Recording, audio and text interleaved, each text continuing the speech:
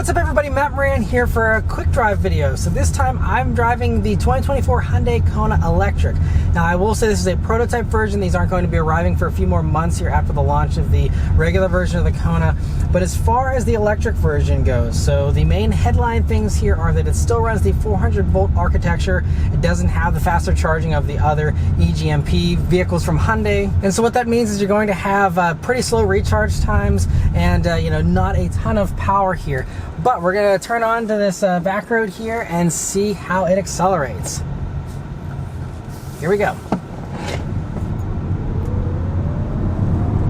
All right, so it's pretty zippy here for this one. So this is the big battery version. It does 201 horsepower and 188 pound-feet of torque. And it is really immediate, and even on paper it's the punchiest. Aside from torque is a little bit higher in the gas version with the 1.6, but this is definitely way faster than the gas versions, and instant response, of course, not having to wait for a transmission or anything.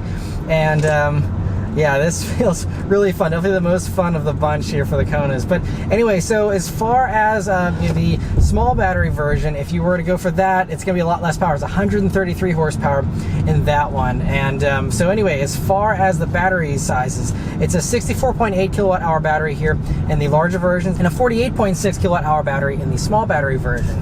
And so on the big battery, you get about 260 miles of range is what they're quoting. It's 200 miles of range for the small battery version. And they have only given us the recharge time for the big battery one so far, and a 10% to 80% charge takes 43 minutes. They didn't give the actual charge rate yet, but that's got to be under 100 kilowatt hours still for the charging. So, it's tough. We will see what they price it at. We don't have pricing for it yet. But as of, whatever price it is, it's just going to be tough to compete with all of the faster charging Hyundai electric vehicles that are just going to be so much better and probably not that much more expensive with, IONIQ 5 starting, in the low $40,000 range.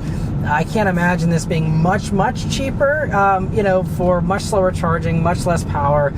We will see. Again, we'll see. Pricing could really change the value equation of this one way or the other, depending on how they go with that. But, I will say, though, I love it. If you are someone who, likes the new Kona here and, wants some more power or just, wants the electric thing, it's great that they're offering this. It is, by the way, only offered with front-wheel drive. So there is no all-wheel drive option, just like the last generation. It's still front-wheel drive only, but it drives really nicely. You have all the other same great improvements as the regular Konas. They actually said they designed the electric one first and then went and, retrofitted everything for the gas engines and all of that after the fact. So it was set up with that in mind, and so I think that's part of the reason why they focus so much on the NVH reduction. This vehicle is a lot quieter for all Konas here for 2024, a little bit smoother, and this one, especially having the smaller wheels here, the thicker sidewalls, is going to really help with making it an even smoother ride. But it's just so quiet. I mean, this road, isn't rough or anything, but it's still so quiet and serene. The gas ones were really quiet, some of the quietest in their segment, in my opinion. And for the electric here, obviously you have no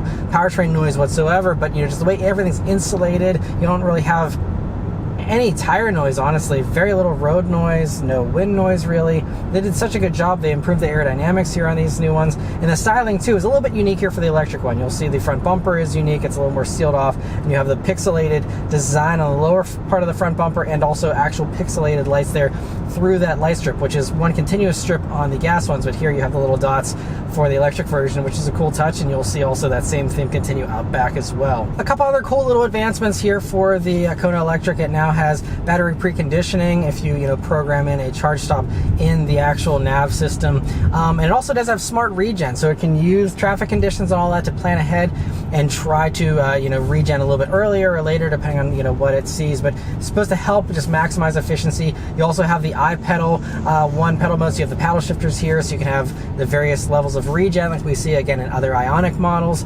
And so it's great that you have that here. And this, you can have like a one pedal mode if you do want to use that regen as much as possible. It also now does the vehicle to load feature, so if you buy the little adapter from Hyundai, then you can use this to power whatever you want that you can plug into it. And so that's a really cool thing that it's able to do that. It also does have faster level 2 charging now. So even though it's not super fast with the DC fast charging, level 2 is a couple hours faster than it was previously.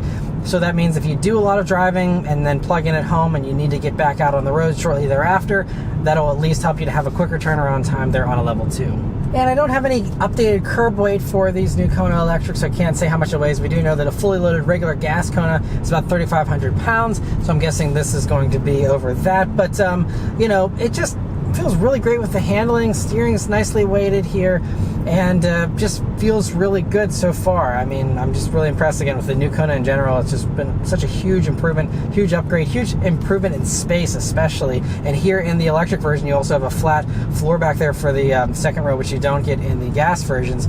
And but anyways, I mean, so much more, 3 more extra inches of rear legroom there, more cargo space, cubic feet. There's I think 6 more cubic feet there in the trunk, and just so many great improvements for the Kona. So if you're someone who loves the previous generation Kona and you're okay with the slow charging and, you know, the amount of range that it offers, this gives you even more range, more space, more practicality, and you know, hopefully won't, you know, increase the price too much beyond the existing Kona. We'll see. But yes, these will be available here towards the very end of 2023 or early 2024, they're saying. Again, we don't have pricing for these yet, so stay tuned for all those details, and there will be a full review of the electric version down the road, so be sure to subscribe and stay tuned for that.